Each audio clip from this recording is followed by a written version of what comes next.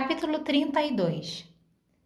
Os Freemen eram supremos naquela qualidade que os antigos denominavam Spenningsbejan, que é a autoimposição de um adiamento entre o desejar uma coisa e o estender a mão para apanhá-la.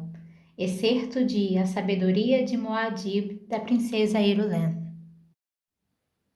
Aproximaram-se da caverna do espinhaço ao romper do dia, atravessando uma fenda na muralha da bacia, tão estreita que tiveram de virar de lado para passar por ela. Jessica viu Stilgar destacar guardas à luz tênue do amanhecer. Viu-os por um instante quando começaram a escalar rapidamente o penhasco.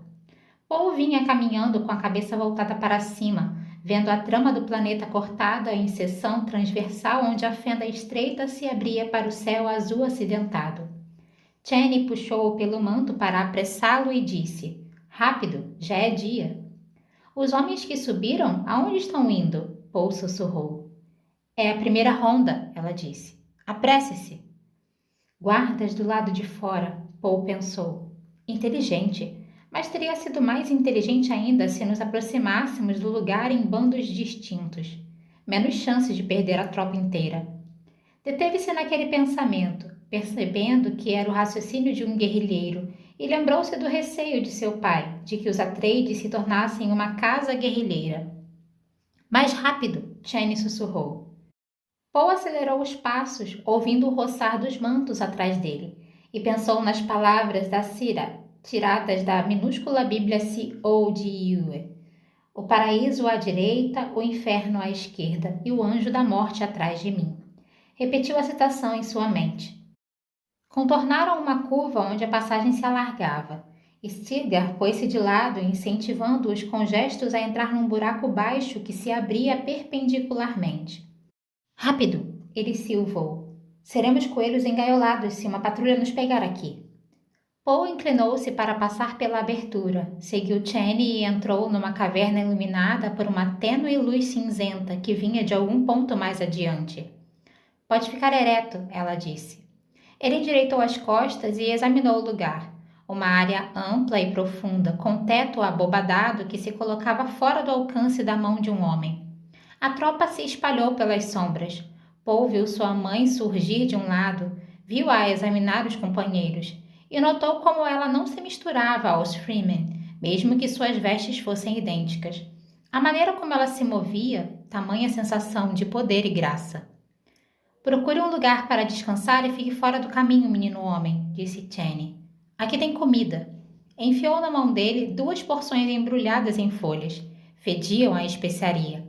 Stilgar apareceu atrás de Jessica. Gritou uma ordem para um grupo à esquerda. "Estarem o veda-portas e cuidem da hidrossegurança." Ele se virou para um outro Freeman. "Lemuel, tragam os luciglobos." Tomou Jessica pelo braço. "Quero lhe mostrar uma coisa, mulher dos sortilégios." Ele a conduziu e os dois contornaram uma curva na rocha, em direção à fonte da luz.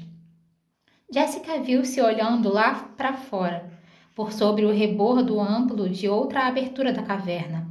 Uma abertura no alto de um penhasco que sobranceava mais uma bacia, com cerca de 10 ou 12 quilômetros de largura.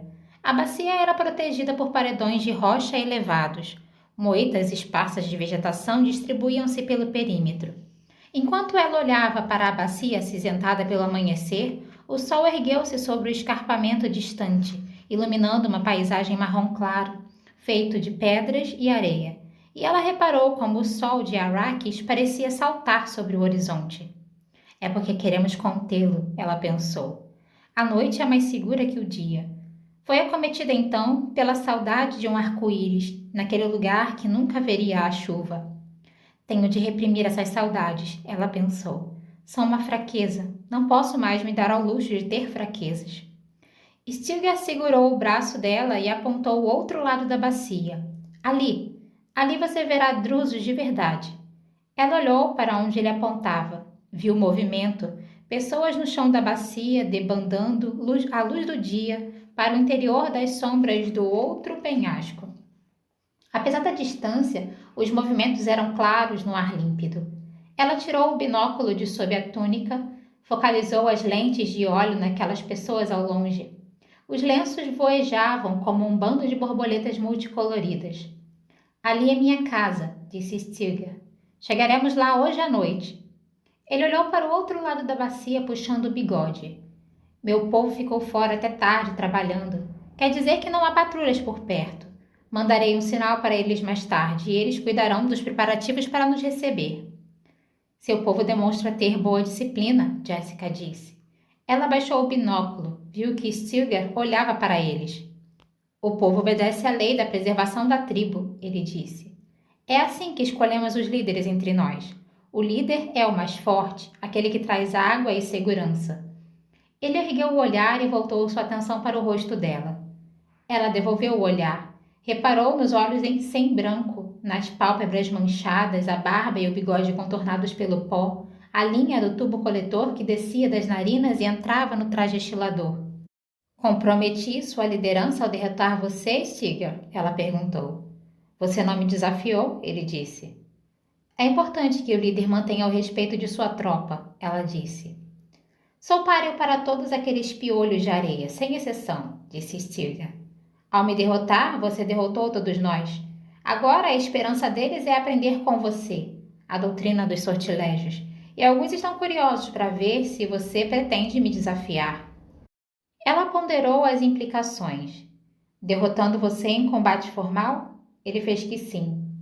Não é algo que eu aconselho, porque eles não seguiriam você. Não nasceu da areia. Viram isso durante nossa caminhada noturna.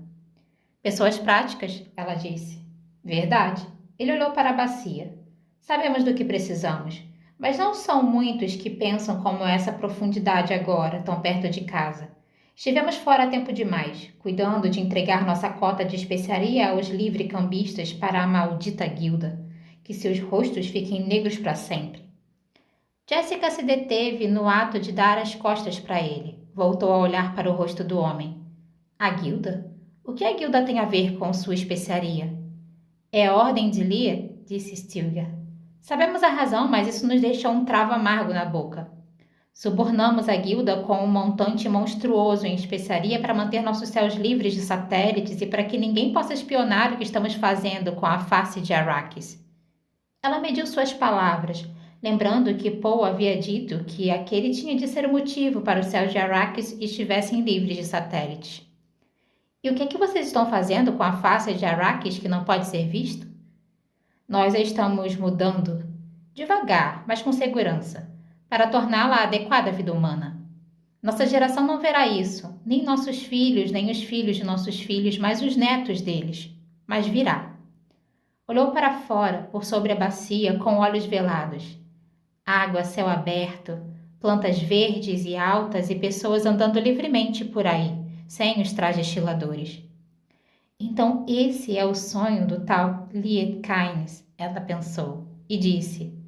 Os subornos são perigosos, têm a tendência de ficar cada vez maiores. E ficam, ele disse. Mas o jeito demorado é o jeito seguro.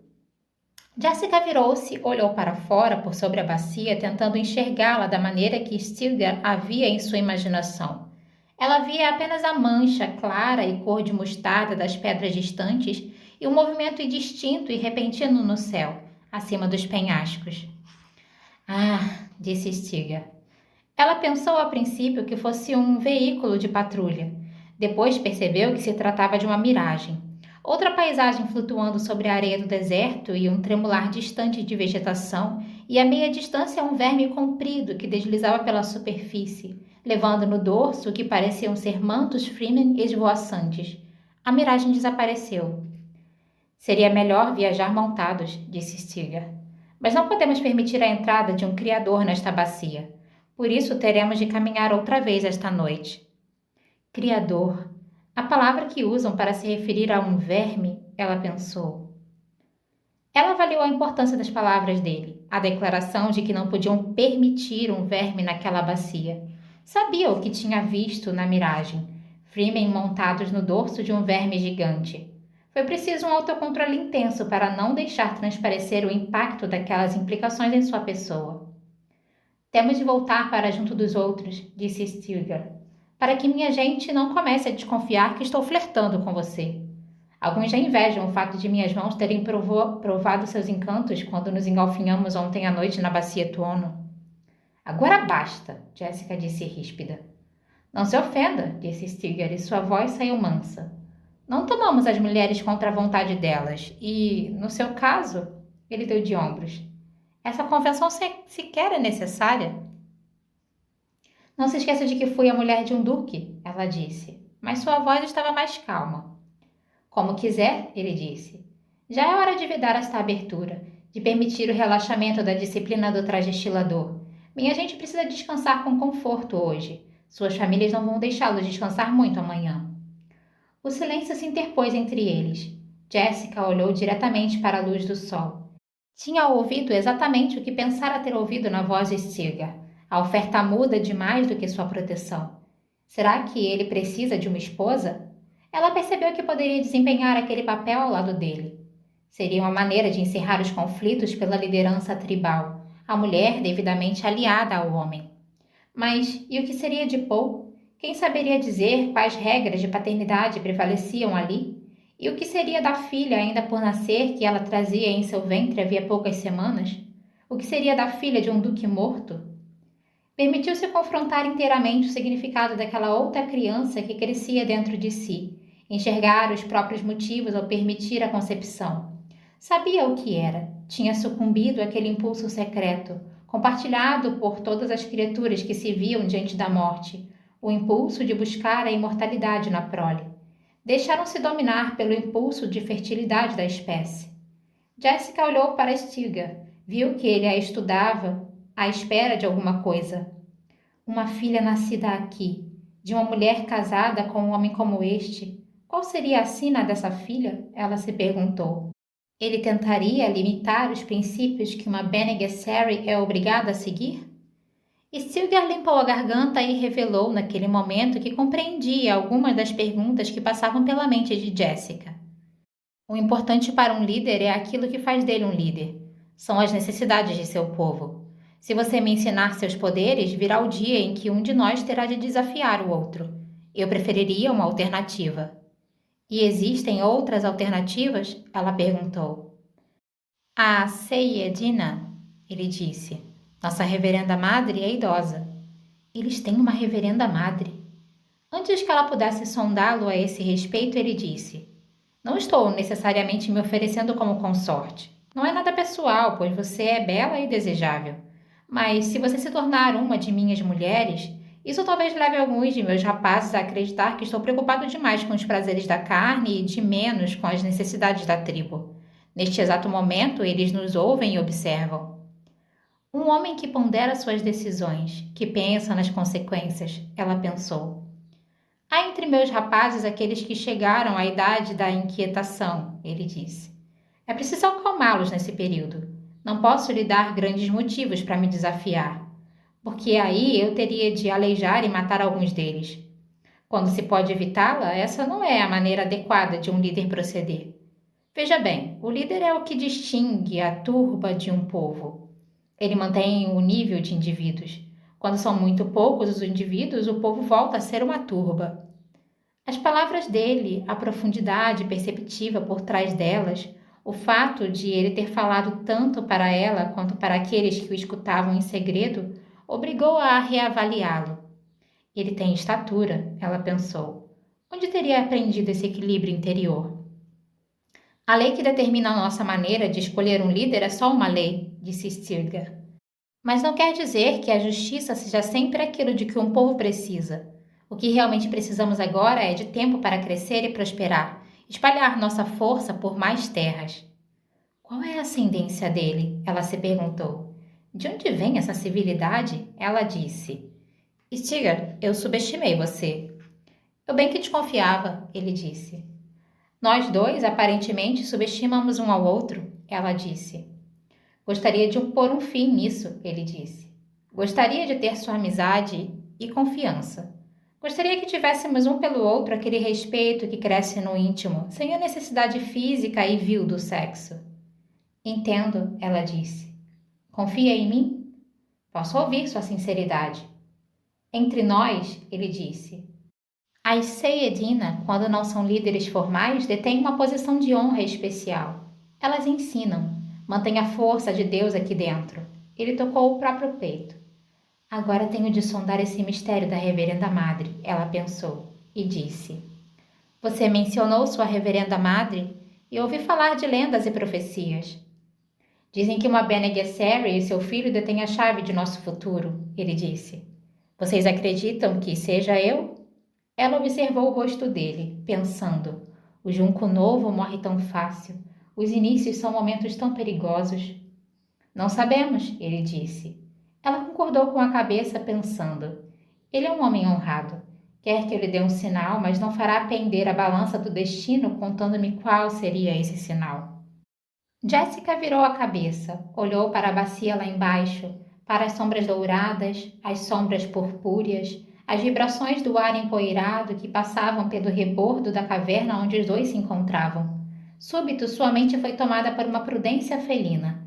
Ela conhecia a ladainha da missionária protectora. Sabia como adaptar as técnicas da lenda, do temor e da esperança às suas necessidades urgentes. Mas sentia mudanças drásticas ali, como se alguém tivesse se infiltrado entre aqueles Freemen e capitalizado a influência da missionária protectora. Stilgar limpou a garganta. Ela percebeu a impaciência dele. Sabia que o dia seguia seu curso e que os homens aguardavam para vedar aquela abertura. Era o momento de ser ousada, e ela percebeu do que precisava. De uma dar ao Rickman, uma escola de tradução que lhe fornecesse uma... Adab, ela murmurou. Sua mente pareceu se resolver dentro dela. Jessica reconheceu a sensação com um acelerar do pulso. Nada, em todo o treinamento das Bene Gesserit, produzia um sinal de reconhecimento como aquele. Só podia ser a Adab. A lembrança exigente que se apossava da pessoa. Entregou-se à memória, permitindo que as palavras saíssem de sua boca. Aibin Kirtaiba, ela disse, até onde a poeira termina. Estendeu um braço para fora do manto, viu Stilgar arregalar os olhos, ouviu o farfalhar de muitos mantos ao fundo. Vejo um Freeman, com o livro dos exemplos, ela entoou. Ele está lendo para All-Lad, o sol que ele desafiou e subjugou. Lê para os sadhus do julgamento, e eis o que lê. Meus inimigos são como a grama verde deitada por terra, que se colocou no caminho da tempestade. Não vistes o que fez nosso Senhor? Mandou-lhes a peste, a eles que tramaram contra nós. São como as aves que o caçador espantou. Suas intrigas são como pílulas de veneno, que todas as bocas rejeitam. Um estremecimento percorreu-lhe o corpo. Ela deixou cair o braço. Até ela chegou, vindo das sombras do interior da caverna, uma resposta murmurada por muitas vozes. Suas obras foram derrubadas. O fogo de Deus cresce em teu coração, ela disse, e pensou. Agora o sinal chegou ao canal adequado. O fogo de Deus foi aceso, veio a resposta. Ela sentiu. Teus inimigos hão de tombar, ela disse. Bila Kaifa, eles responderam. No silêncio repentino, Stilgar curvou-se diante dela. Ceia, Dina, ele disse. Com a benção de Shai Hulud, você ainda poderá passar ao interior e se tornar Reverenda Madre. Passar ao interior, ela pensou. Uma maneira estranha de expressar essa ideia, mas o resto se encaixou perfeitamente na ladainha. E ela sentiu uma amargura cínica pelo que fizera. Nossa missionária protetora raramente falha. Prepararam para nós um lugar nestes ermos. A prece da sala arranjou-nos um esconderijo. Agora tenho de representar o papel de Aulia, a amiga de Deus. Ceia Dina para povos renegados, influenciados de tal maneira por nossas profecias de Bene Gesserit que chegam a chamar suas sumas sacerdotisas de reverendas madres. Paul estava ao lado de Chani, nas sombras do interior da caverna. Ainda sentia o gosto das porções que ela lhe dera para comer, carne de ave e grãos, unidos com mel de especiaria e embrulhados numa folha. Ao provar a comida, percebeu que nunca tinha ingerido tamanha concentração da essência da especiaria e por um instante teve medo. Sabia o que aquela essência era capaz de fazer com ele, a transformação da especiaria, que levava sua mente à percepção presciente. Bila, Kaifa, Chani sussurrou. Paul olhou para ela. vendo o espanto com que os Freemen pareciam aceitar as palavras de sua mãe. Somente o homem chamado James parecia alheio à cerimônia, mantendo-se à parte do grupo com os braços cruzados sobre o peito. Duyayakha Hinmeigi, Chani murmurou. Dui Pumra Hinmeigi. Tenho 2 olhos, tenho 2 pés. E ela encarou Paul com uma expressão admirada. Paul inspirou fundo, tentando acalmar a tempestade dentro dele. As palavras de sua mãe tinham se unido à ação da essência da especiaria, e ele sentira a voz dela subir e descer dentro dele, como as sombras de uma fogueira ao ar livre. Durante toda a prece, ele sentira nela o cinismo da mãe. Ele a conhecia tão bem, mas nada conseguiria deter aquilo que havia se iniciado com uma simples porção de comida. Propósito terrível. Ele a sentia, a consciência racial da qual não conseguia escapar. Estava ali, a lucidez aguçada, o influxo de dados, a precisão gélida de sua percepção. Ele se deixou cair até o chão, sentou-se com as costas apoiadas na pedra, entregando-se à experiência. A percepção passou aquela camada intemporal onde ele enxergava o tempo, detectava os caminhos disponíveis, os ventos do futuro, os ventos do passado, a visão monocular do passado, a visão monocular do presente e a visão monocular do futuro, todas combinadas numa visão trinocular que lhe permitia enxergar o tempo feito espaço. Sentiu que existia o perigo de derrubar a si mesmo, e ele teve de se agarrar à sua percepção do presente, sentindo a deflexão embaçada da experiência, o momento fluido, a solidificação contínua daquilo que é no perpétuo foi. Ao segurar o presente, ele sentiu pela primeira vez a constância maciça do movimento do tempo, complicado em toda parte pelas correntes, ondas, marés e contramarés mutáveis, como a arrebentação contra as falésias.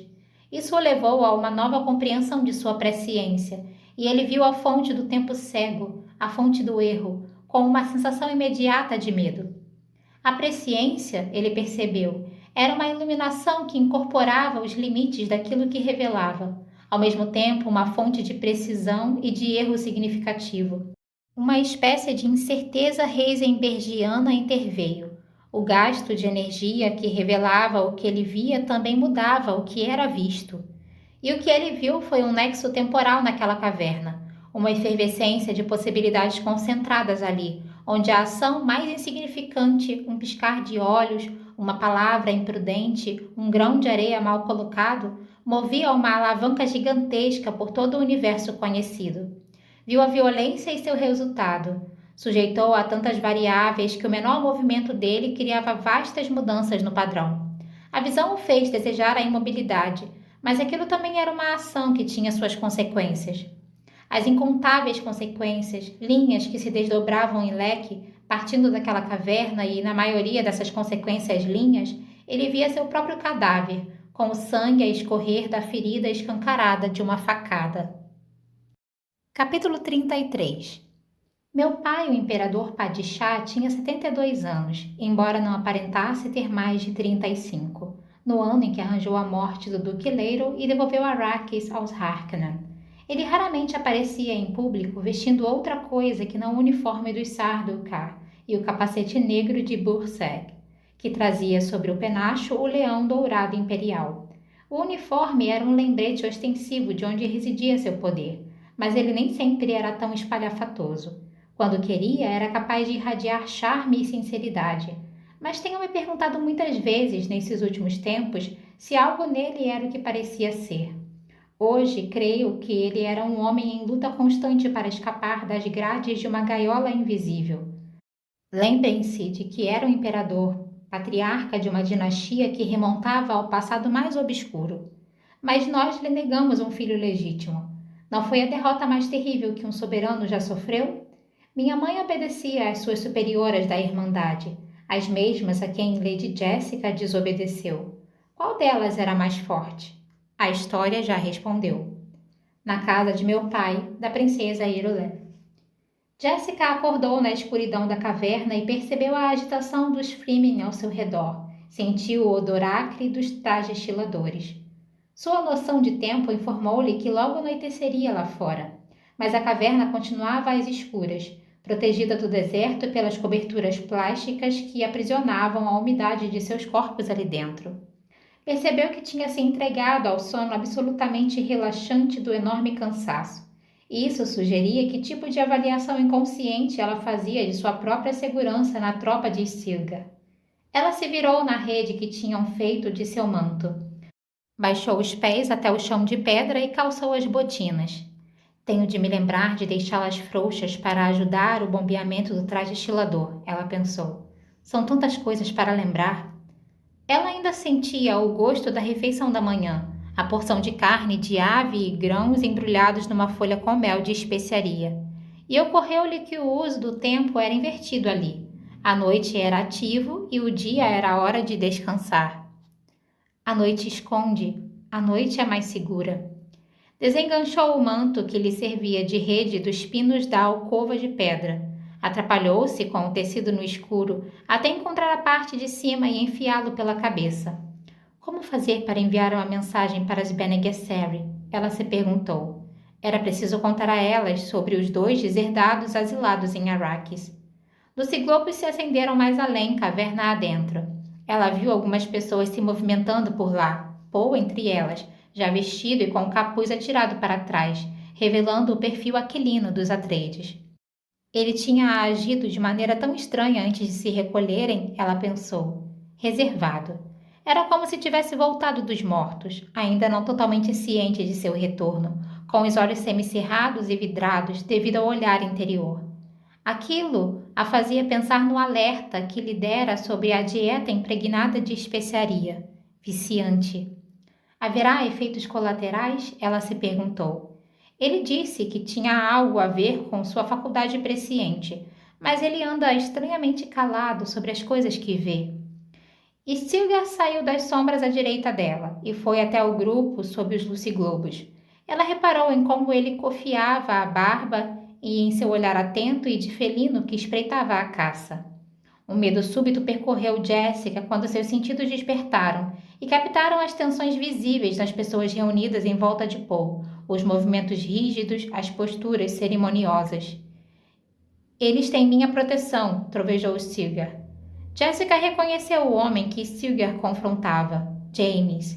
Viu então a fúria de James, a rigidez dos ombros dele. James, o homem que Poe derrotou, ela pensou.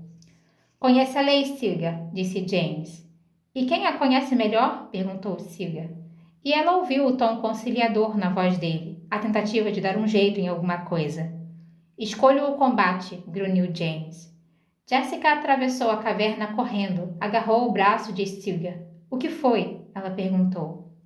É a Lady Amtal, disse Stilgar. James está exigindo o direito de colocar à prova o papel que você tem a desempenhar na lenda. Ela precisa de um campeão, James disse.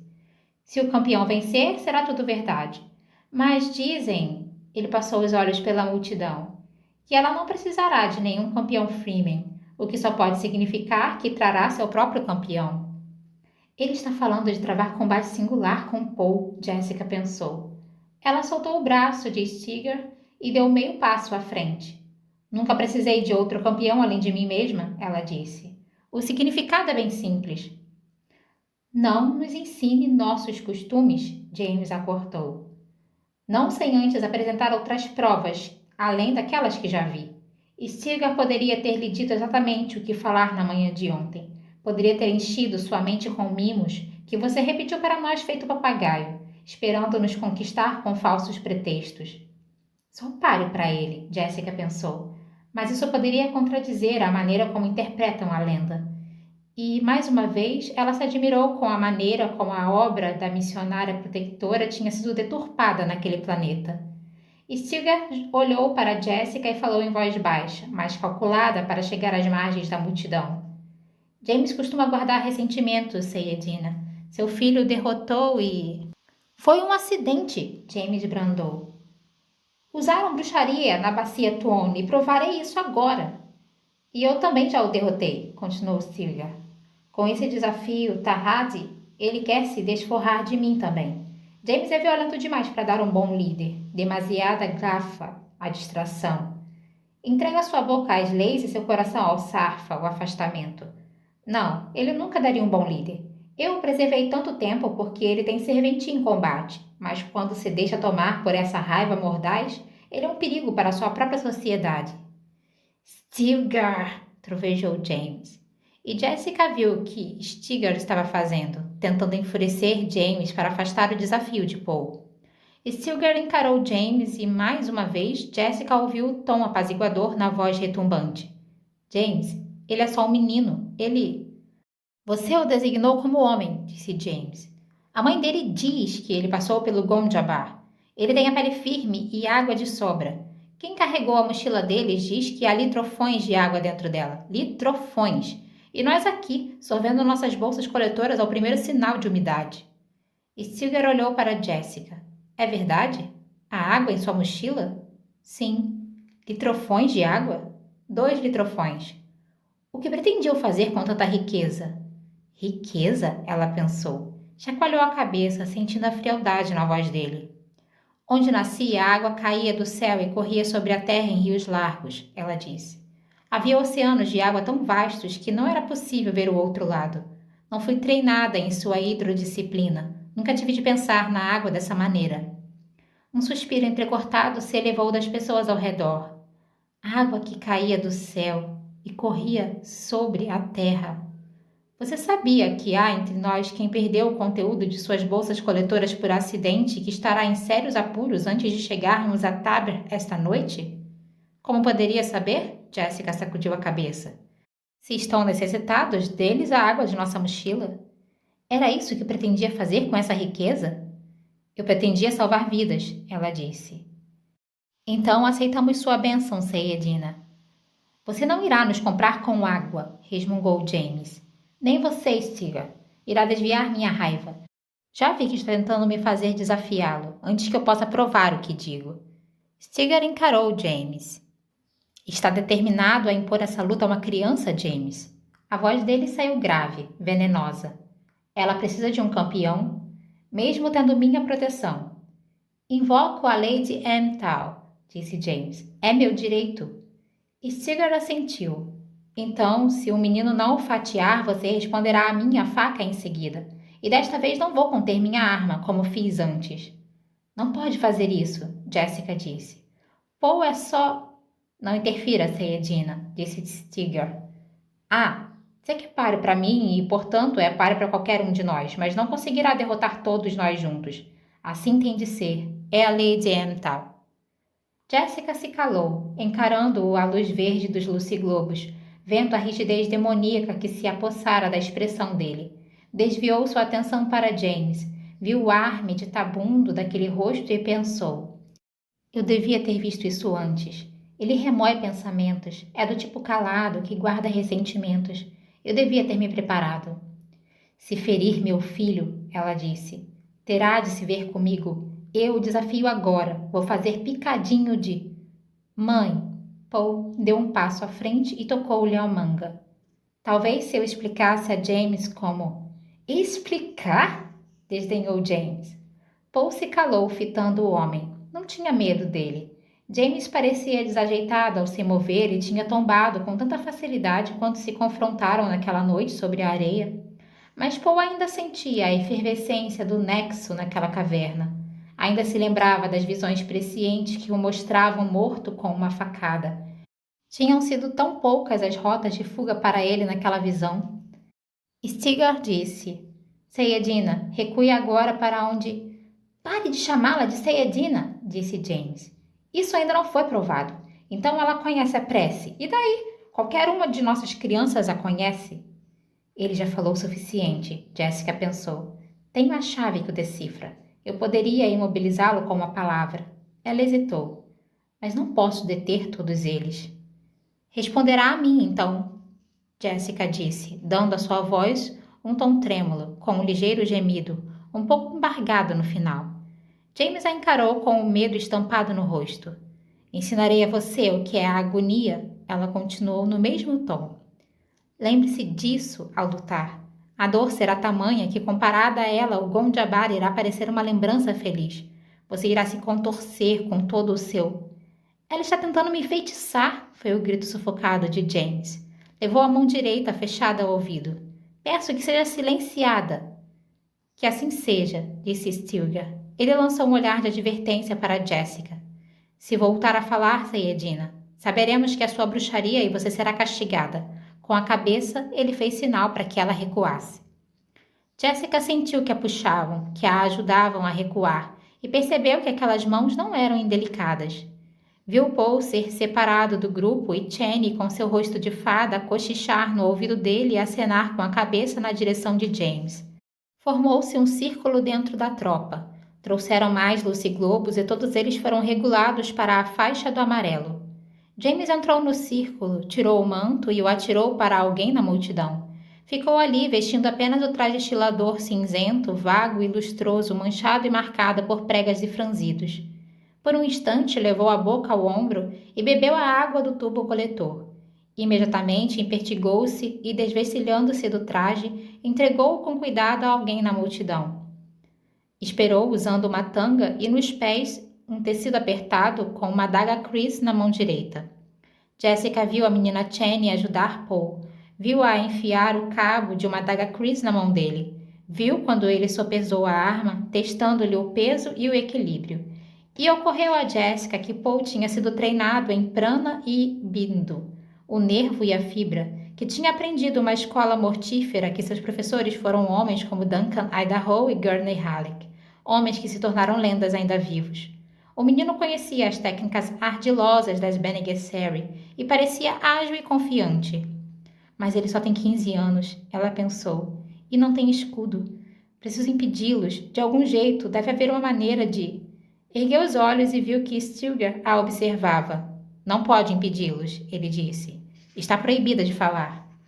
Ela levou uma das mãos à boca, pensando. Introduziu o medo na mente de James. Isso o deixará um pouco mais lento, talvez. Se eu pudesse ao menos rezar de verdade. Paul estava sozinho agora, quase dentro do círculo, vestindo os calções de luta que costumavam usar sobre o traje estilador. Trazia uma adaga Chris na mão direita, os pés descalços pisavam a pedra coberta de areia. Idaho o advertira várias vezes. Quando não conhecer muito bem a superfície, a melhor coisa são os pés descalços. E havia as instruções de Channy, ainda frescas em sua consciência. James vira sua faca para a direita depois de aparar um golpe. É um hábito que todos nós já observamos. Ele vai visar seus olhos, esperando uma piscadela para cortar você. E ele luta com qualquer uma das mãos. Cuidado com a passagem da faca de uma mão para a outra. Mas a coisa mais forte dentro de Paul, tanto que a sentia com todo o seu corpo, era o treinamento e o mecanismo de reação instintiva que tinham inculcado nele dia após dia, a cada hora passada na sala de treinamento. As palavras de Gurney Halleck estavam lá para serem lembradas. O homem que luta bem com a faca pensa na ponta, no fio e no guarda simultaneamente. A ponta também pode cortar, o fio também pode perfurar, a guarda também pode prender a arma do oponente. Paul olhou para a adaga Chris. Não havia guarda, somente o aro delgado da empunhadura com as bordas salientes para proteger a mão. E mesmo assim ele percebeu que desconhecia a tensão da ruptura daquela lâmina. Não sabia sequer se era possível quebrá-la. James, andando de lado, foi para a direita, acompanhando a orla do círculo de frente para Paul. Paul se agachou, percebendo naquele momento que não tinha escudo, mas havia sido treinado para lutar com aquele campo discreto ao redor dele, treinado para reagir na defesa com máxima velocidade, ao passo que seu ataque estaria em sincronia com a lentidão controlada necessária para penetrar o escudo do inimigo. Apesar dos avisos constantes de seus instrutores para não depender da neutralização irracional da velocidade de ataque promovida pelo escudo, ele sabia que fazia parte dele lutar pensando no escudo. James lançou o desafio ritualizado. Que sua faca lasque e quebre. Estas facas que se quebram, então, Paul pensou. Lembrou a si mesmo que James tampouco usava escudo, mas o homem não havia sido treinado para usar um. Não tinha as inibições de um lutador acostumado ao escudo. Paul olhou para James do outro lado do círculo. O corpo do homem parecia cordel de chicote, cheio de nós sobre um esqueleto seco. Sua adaga Chris emitia um brilho amarelo e leitoso à luz dos luciglobos. Paul foi tomado pelo medo. Sentiu-se repentinamente sozinho e nu, exposto à luz amarela e fraca naquele círculo de pessoas. A presciência tinha alimentado seu conhecimento com incontáveis experiências e sugerido as correntes mais fortes do futuro e as cadeias de decisão que as conduziam. Mas ali era o verdadeiro agora. Era a morte que pendia de um número infinito de minúsculos infortúnios. Ele percebeu que qualquer coisa poderia mudar o futuro ali. Alguém entre os espectadores que tossisse, uma distração, uma variação na luminosidade dos luciglobos, uma sombra enganadora. Estou com medo, Paul disse consigo mesmo. E pôs-se a contornar o círculo com cautela, na direção oposta à de James, repetindo silenciosamente para si mesmo a litania contra o medo das Bene Gesserit. O medo mata a mente. Foi um banho frio por todo o seu corpo. Sentiu os músculos se desembaçarem, se prepararem e ficarem prontos. Vou embanhar minha faca em seu sangue, James rosnou, e no meio da última palavra saltou. Jessica viu o movimento e sufocou um grito.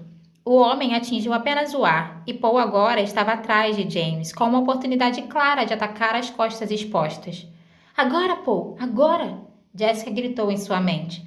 O movimento de Paul foi calculado devagar, lindamente fluido, mas saiu tão lento que deu a James o ensejo para girar, afastar-se e virar para a direita. Paul recuou e se agachou bem rente ao chão. Primeiro terá de encontrar meu sangue, ele disse. Jessica reconheceu no filho a sincronia do combatente acostumado ao escudo e ocorreu-lhe que aquilo era uma vantagem dúbia. O menino tinha as reações da juventude, treinadas e elevadas a um patamar que aquelas pessoas desconheciam. Mas o ataque também tinha sido treinado e condicionado pelas necessidades de atravessar a barreira de um escudo. O escudo repelia o golpe demasiado rápido, admitia apenas o contralento e enganador. Era preciso controle e astúcia para penetrar um escudo. Será que Paul viu isso? Ela se perguntou. Deve ter visto. James voltou a atacar, com um brilho feroz nos olhos escuros, e seu corpo era um borrão amarelo à luz dos luciglobos. E mais uma vez Paul escapou e respondeu com um ataque muito lento, e de novo, e de novo. Todas as vezes o contragolpe de Paul atrasou-se um instante. E Jessica viu uma coisa que ela torceu para James não ter visto. As reações defensivas de Paul eram ofuscantes de tão rápidas, mas todas as vezes traçavam o ângulo exato que traçariam se houvesse ali um escudo para ajudar a desviar parte do golpe de James. Seu filho está brincando com aquele pobre idiota? Stilgar perguntou. Ele fez sinal para que ela continuasse em silêncio antes que conseguisse responder. Desculpe-me, você não pode falar. Agora os dois vultos sobre o chão de pedra circulavam um ao outro. James com a mão que segurava a faca estendida à frente, ligeiramente inclinada para cima, Paul agachado e com a faca em guarda baixa. De novo James saltou e dessa vez virou para a direita, a direção na qual Paul vinha se esquivando. Em vez de simular o recuo e a esquiva, Paul atingiu a mão armada do homem com a ponta de sua própria faca e depois sumiu, afastando-se com um giro para a esquerda, grato pelo aviso de Channing. James recuou para o centro do círculo, esfregando a mão que segurava a faca. O sangue pingou da ferida por um instante, depois parou. Os olhos dele, dois buracos negro-azulados, estavam arregalados e fixos em Paul, estudando-o agora com cautela à luz fraca dos luciglobos. Ah, essa doeu, murmurou Stilgar. Paul se abaixou, colocando-se em posição, e como tinha sido treinado para fazer depois de tirar sangue, gritou. Rende-se! Ha! James berrou. Um murmúrio zangado elevou-se da tropa. Esperem! Stilgar bradou. O rapaz não conhece nossa lei. Depois para Paul. Não há rendição no desafio Tahadi. A morte é a prova. Jessica viu Paul engolir saliva com dificuldade e pensou. Ele nunca matou um homem assim, no calor de uma briga de facas. Será que vai conseguir? Paul pôs-se a contornar lentamente o círculo para a direita, impelido pelo movimento de James. O conhecimento presciente das variáveis tempo efervescentes naquela caverna voltaram para afligi-lo. Sua nova compreensão lhe dizia que havia naquela luta um excesso de decisões em rápida compressão para que um canal futuro e claro se revelasse. As variáveis se acumulavam, por isso aquela caverna era um nexo indistinto no caminho dele. Era como uma pedra gigantesca na inundação, criando turbilhões na corrente que a contornava. Acabe logo com isso, rapaz, murmurou Stilgar. Não brinque com ele. Paul avançou discretamente para dentro do círculo, contando com sua vantagem na velocidade. James agora recuava, tomado por uma revelação. Não estava ali no círculo do Tahad, diante de um forasteiro fraco, uma presa fácil para a adaga Chris de um Freeman. Jessica viu a sombra do desespero no rosto do homem. É agora que ele se torna mais perigoso, ela pensou. Agora está desesperado e é capaz de fazer qualquer coisa. Está vendo que Paul não é como as crianças de sua gente, e sim uma máquina de combate nata, treinada desde a infância. Agora o medo que plantei começa a florescer. E descobriu que sentia pena de James, uma emoção mitigada pela consciência de que seu filho corria perigo. James é capaz de fazer qualquer coisa imprevisível, ela disse consigo mesma. Imaginou se Paul teria vislumbrado aquele futuro, se estaria revivendo a experiência. Mas viu como o filho se movia, as gotas de suor no rosto e nos ombros dele, a prudência cautelosa visível na fluência de seus músculos. E pela primeira vez ela sentiu, sem entender, o fator de incerteza no dom do filho. Paul agora ditava o ritmo da luta, circulando sem atacar. Tinha visto o medo do oponente. A lembrança da voz de Duncan Idaho flutuava na percepção de Paul. Quando o oponente teme você, então é o momento de dar rédeas ao medo, dar-lhe tempo para agir. Deixe que se transforme em pavor. O homem apavorado luta consigo mesmo. Acabará atacando por desespero. Esse é o momento mais perigoso, mas geralmente pode-se confiar que o homem apavorado cometerá um erro fatal. Você está sendo treinado aqui para detectar esses erros e usá-los. A multidão na caverna começou a murmurar. Acham que Paul está brincando com James, pensou Jessica. Pensam que Paul está sendo desnecessariamente cruel. Mas também sentiu o entusiasmo velado da multidão, a apreciação do espetáculo, e viu a pressão aumentar dentro de James. O momento em que a coisa se tornou forte demais para ser contida ficou tão aparente para ela quanto para James, ou para Paul. James saltou alto, fintando e golpeando de cima para baixo com a mão direita, mas a mão estava vazia. Ele passara a adaga Chris para a mão esquerda. Jessica sufocou um grito. Mas Paul tinha sido alertado por Channing. James luta com qualquer uma das mãos. E a profundidade de seu treinamento absorvera aquele truque em passant. Concentre-se na faca e não na mão que a segura, dissera-lhe Gurney repetidas vezes. A faca é mais perigosa que a mão, e a faca pode estar em qualquer uma das mãos. E Paul tinha visto o erro de James. O jogo de pernas havia sido tão ruim que o homem levou um instante a mais para se recobrar do salto, cuja intenção tinha sido confundir Paul e ocultar a passagem da arma de uma mão para a outra. Exceto pela luz fraca e amarela dos luciglobos e dos olhos tintos da tropa atenta, aquilo era semelhante a uma sessão na sala de treinamento. Os escudos não faziam diferença quando era possível usar o movimento do corpo contra ele próprio.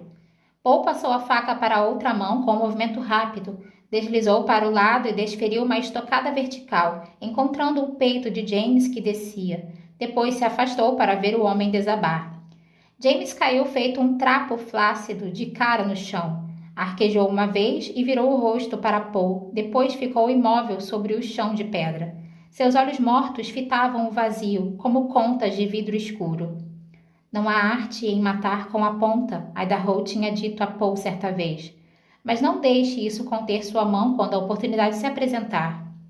A tropa avançou, tomando todo o círculo, empurrando Paul para um lado. Amontoaram-se ali, escondendo o corpo de James num furor de atividade. Sem demora, um grupo deles correu de volta às profundezas da caverna, carregando um fardo embrulhado no manto. E não havia corpo sobre o chão de pedra. Jessica abriu caminho até seu filho. Sentiu-se nadando no mar de costas fedorentas e cobertas por mantos, uma turba estranhamente silenciosa. Agora é um momento terrível, ela pensou. Ele matou um homem com a nítida superioridade da mente e dos músculos. Não pode começar a gostar desse tipo de vitória. Ela passou à força pelo último membro da tropa e entrou numa pequena área livre onde 2 Freemen barbados estavam ajudando Paul a vestir seu traje estilador. Jessica encarou o filho. Os olhos de Paul brilhavam. Ele respirava forte, permitindo que as pessoas cuidassem de seu corpo em vez de ajudá-las. Lutou com James e não há marca nenhuma nele, um dos homens murmurou. Channing estava de lado, com os olhos focados em Paul. Jessica viu o entusiasmo da menina, a admiração no rosto de fada. Tem de ser feito agora e rápido, Jessica pensou. Ela concentrou o desprezo supremo em sua voz e em seus modos e disse: Bem, que tal a sensação de matar um homem? Paul se enrijeceu como se tivesse sido esbofeteado. Enfrentou o olhar frio da mãe e seu rosto ficou escuro com o afluxo de sangue. Involuntariamente olhou de relance para o ponto no chão da caverna onde James estivera caído. Stilgar abriu caminho e se colocou ao lado de Jessica, depois de voltar das profundezas da caverna para onde tinham levado o corpo de James. Falou a Paul num tom amargo e controlado. Quando chegar a hora de você me desafiar e tentar tomar meu burda, não pense que brincará comigo da maneira que brincou com James. Jessica percebeu como suas palavras e as de Stilgar calaram fundo no espírito de Paul, mortificando o menino. O erro cometido por aquelas pessoas agora tinha um propósito. Ela examinou os rostos ao redor, como Paul estava fazendo, vendo o que ele via. Admiração, sim, e medo, e em alguns, asco. Ela olhou para Stilgar, viu seu fatalismo, compreendeu como ele interpretara a luta. Paul olhou para a mãe. Você sabe o que foi, ele disse. Ela ouviu a volta à sanidade, o remorso na voz dele. Jessica varreu a tropa com o olhar e disse: Paul nunca tinha matado um homem com uma arma branca. Stilgar a encarou, com a incredulidade estampada no rosto. Não estava brincando com ele, disse Paul. Colocou-se na frente da mãe, ajeitando seu manto, olhou para a mancha escura do sangue de James no chão da caverna. Não queria matá-lo. Jessica viu que Stilgar ia passando a acreditar aos poucos. Viu o alívio dele ao cofiar a barba com a mão de veias salientes.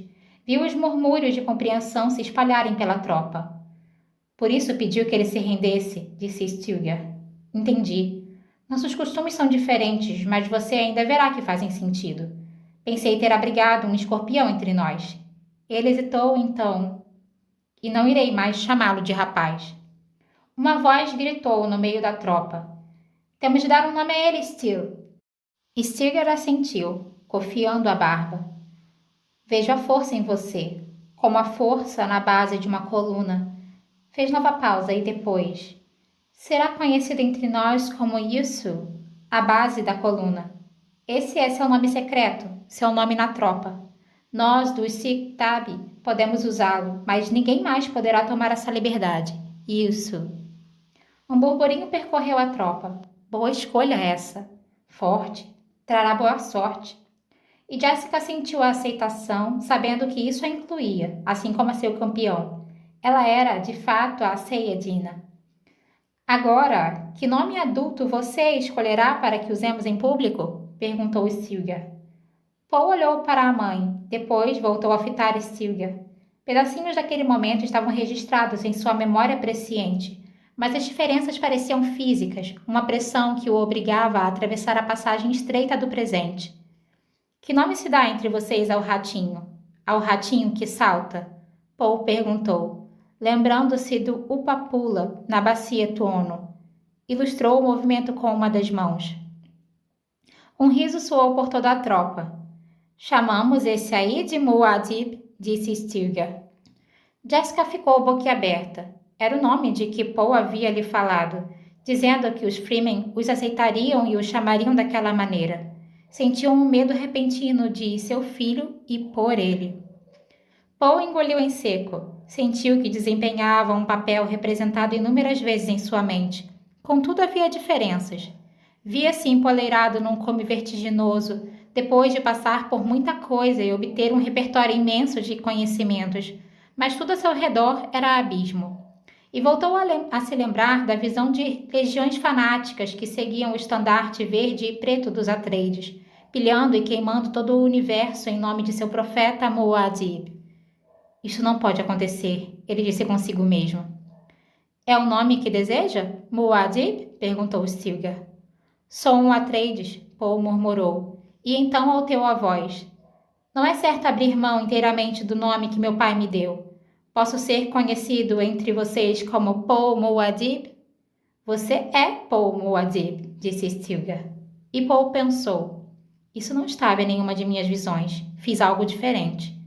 Mas sentiu que o abismo continuava a cercá-lo. E de novo uma resposta aos murmúrios percorreu a tropa, de homem para homem. Sabedoria aliada à força. Não poderíamos pedir nada melhor. É a lenda, com certeza. Listen, Al-Gaib, listen, Al-Gaib. Vou lhe contar uma coisa a respeito de seu novo nome, disse Stilgar. A escolha nos agrada. Muad'Dib conhece o deserto. Muad'Dib faz sua própria água. Muad'Dib se esconde do sol e viaja no frescor da noite. Muad'Dib é fértil e se multiplica sobre a terra. A Muad'Dib chamamos de instrutor dos meninos. É um alicerce forte sobre o qual erigir sua vida, Paul Muad'Dib, que entre nós é o Sul. Seja bem-vindo. Stilgar tocou a testa de Paul com a palma de uma das mãos. Recolheu-a, abraçou Paul e murmurou: Isso. Quando Stilgar o soltou, outro membro da tropa abraçou Paul, repetindo seu novo nome. E Paul passou de abraço em abraço por toda a tropa, ouvindo as vozes, as nuances de tom. Yusu, Yusu, Yusu. Já sabia dizer o nome de alguns deles. E ali estava Chani, que apertou sua face contra a dele ao abraçá-lo e dizer-lhe o nome. Sem demora, Paul viu-se novamente diante de Stilgar, que disse: Agora você é um dos Ishwan Bedouin, nosso irmão. O rosto dele se endureceu e ele falou com voz imperiosa: E agora, Paul Muad'Dib, aperte esse traje estilador. Olhou para Chani. Chani, nunca vi obturadores nasais tão mal ajustados como os de Paul Muad'Dib. Pensei que tivesse mandado você cuidar dele. Eu não tinha o material, Steele, ela disse. Temos os de James, claro, mas... Basta! Então vou dividir com ele um dos meus, ela disse. Posso me virar com um só até. Não vai não, disse Stilgar. Sei que temos sobressalentes. Onde estão os sobressalentes? Somos uma tropa unida ou um bando de selvagens? Da tropa surgiram mãos estendidas apresentando objetos duros e fibrosos. Stilgar selecionou 4 e entregou-os a Chani. Adapte-os para o Sul e para a Sayedina. Uma voz se ergueu na retaguarda da tropa. E quanto à água de Steele e os litrofões na mochila deles? Sei que está precisando, Farrokh, disse Stilgar. Hidromestre. Onde está o hidromestre? Ah, Shimon, cuide de medir o que for necessário. O necessário e nada mais. Essa água é o dote da Sayedina e será reembolsado no CIET de acordo com as taxas de campanha, menos os honorários dos carregadores. E de quanto será o reembolso de acordo com as taxas de campanha? Perguntou Jessica. 10 para 1, respondeu Stilgar.